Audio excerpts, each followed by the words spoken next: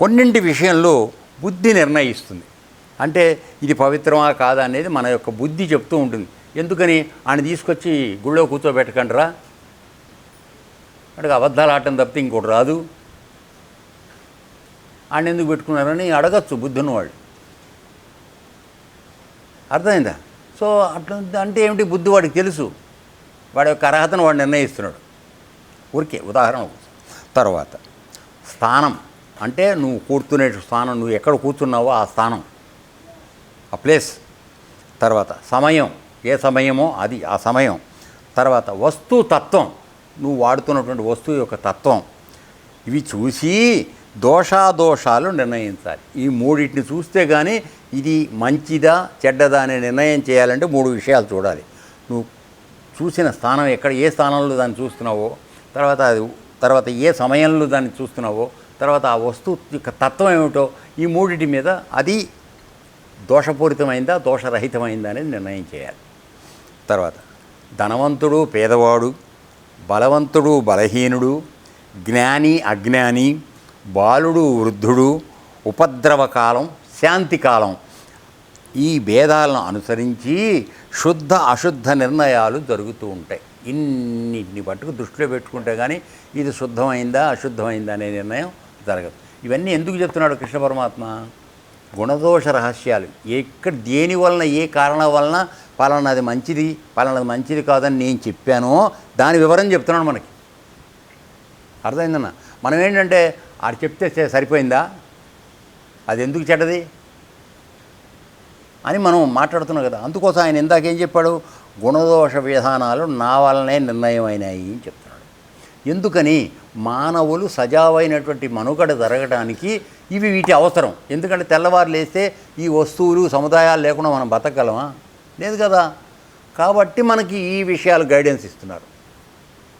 ఏనన్నా? అది.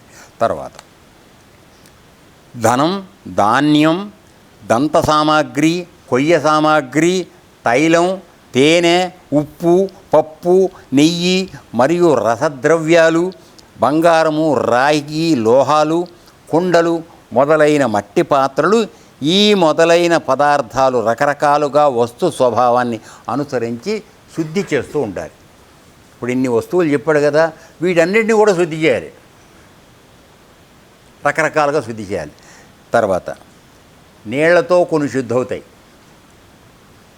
నిప్పుతో కొన్ని అవుతాయి, తర్వాత గాలితో కొన్ని అవుతాయి, తర్వాత మట్టితో కొన్ని శుద్ధి అవుతాయి,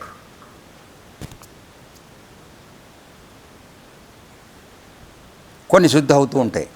తర్వాత దేశకాల అవస్థను అనుసరించి శోధక సామాగ్రి కొన్నింటి మిశ్రమం చేత ఒక్కొక్క వస్తువు తయారవుతూ ఉంటుంది. అంటే ఈ కాలాన్ని అవసరాన్ని బట్టి నీకు వాడుకునే వస్తువులు కొన్ని తయారవుతున్నాయి. మొట్టమొదట్లో అదివరకు కాలంలో అన్ని మట్టి పాత్రలే ఉండేవి. ఏనన్నా? సో మట్టి పాత్రల్లో వండుకునేవాళ్ళు ఆరోగ్యం 100 సంవత్సరాలు దిగులు లేకుండా ఉన్నారు వాళ్ళు. తర్వాత నెమ్మదిగా మట్టి కుండలు పగిలిపోతున్నాయని, నిలవ ఉండటం లేదని, తర్వాత ఏవో రకరకాల నాగరికత పెరిగిందనుకుని మనం నెమ్మదిగా డబ్బాలు పెట్టుకోవడం మొదలుపెట్టాం. వస్తువు అంటే లోహాలు వాడుకోవడం మొదలుపెట్టాం. మరి కొన్ని రకాల లోహాలు వాటిల్లో ఆహారం తింటే ఎక్కువ కాలం తింటే కనుక దానిలో పక్షవాతం వచ్చే అవకాశం ఉంది. ఉదాహరణకు అల్యూమినియంలో ఉన్నటువంటి వాటిల్ని ఎక్కువ కాలం మనం వాడుకోవడం మంచిది కాదు. సరే, దాని తర్వాత స్టెయిన్లెస్ స్టీల్ వచ్చింది, దాని తర్వాత ఇంకేదో వచ్చింది, ఇండాలియం అన్నారు, లెండాలియం అన్నారు, ఏవో పేర్లు పెట్టారు. అంటే ఏమిటి? ప్రకృతిలో దొరికే రకరకాల లోహాలని వాటిల్ని అన్నింటినీ కలిపేసి ఏదో కొత్తది కన్వెంట్ చేయటం. సో దోశ వేసుకుంటే మనకి అది వరకు మామూలుగా పెనం మీద వేసేవాళ్ళం, నూనె ఉండేది, అంతా ఉండేది. ఇప్పుడు నూనె అంటుకోకుండా దోశ వేస్తున్నామని చెప్పి, అదేమిటంటే నూనె ఎక్కువ లేకుండా కొలెస్ట్రాల్ లేకుండా అని. ఏమైంది మరి? అదంతా తిన్నవాళ్ళు రోజు రోగాన పడుతున్నారు. ఏం చెప్తాను దానికి?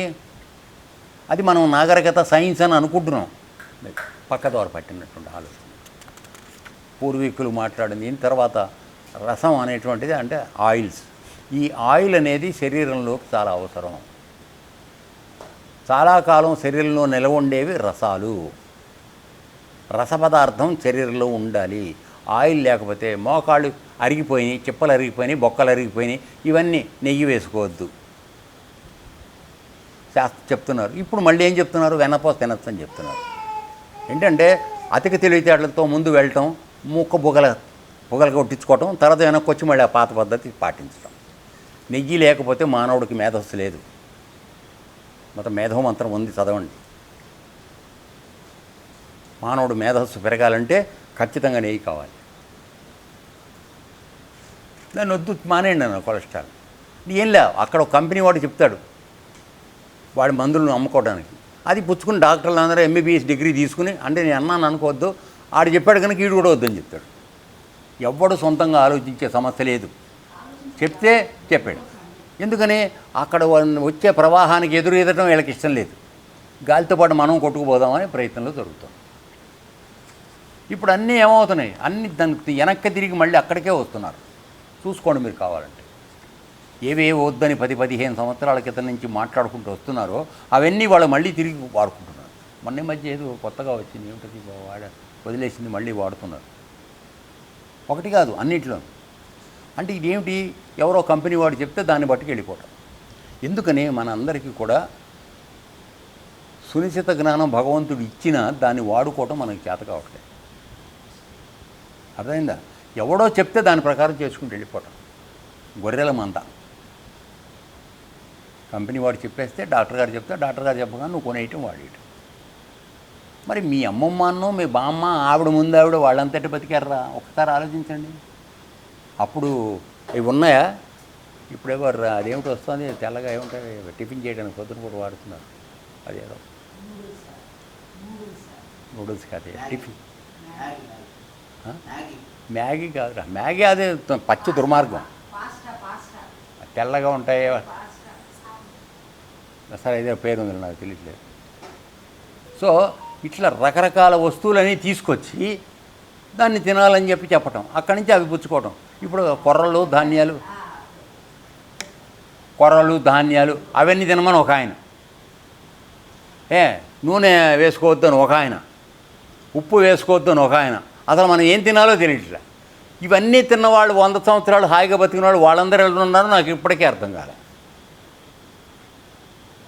ఇప్పుడు ఒక ఆయన నేచురోపతి వ్యవహారం చెప్తూ కాఫీ తాగొద్దని చెప్పేవాడు. కొన్ని సంవత్సరాలు చెప్పాడు ఆయన.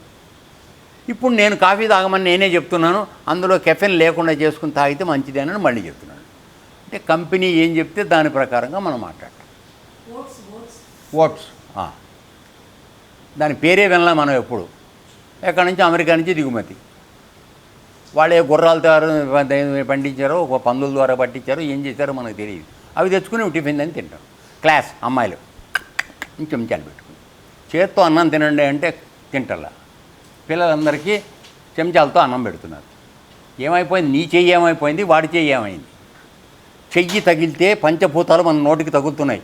ఆ జ్ఞానం లేదు, చెప్తే ఎవడో నమ్మట్లేదు. ఏం చేయాలి? మీ మాత్రం చెంచాలు వాళ్ళు చేసుకోవడం చేతకాక మానేశారా? చేత్తో ఎందుకు తినమన్నారు? ఈ నాడీ కేంద్రాలు ఇవి, పంచభూతాలు ఇక్కడ ఆవాహన అయి ఉన్నాయి. ఒక్కొక్క దానికి ఒక్కొక్క భూతం, పంచభూతం. దివి నీ శరీరానికి తగలాలి, అది ఆరోగ్యం. చాలామంది నన్ను మాట్లాడితే నేను వ్యతిరేకంగా మాట్లాడాను అనుకుంటారు, నన్ను తిట్టుకుంటారు. వదిలేస్తాం, మరి పోదాం. అర్థమైందా?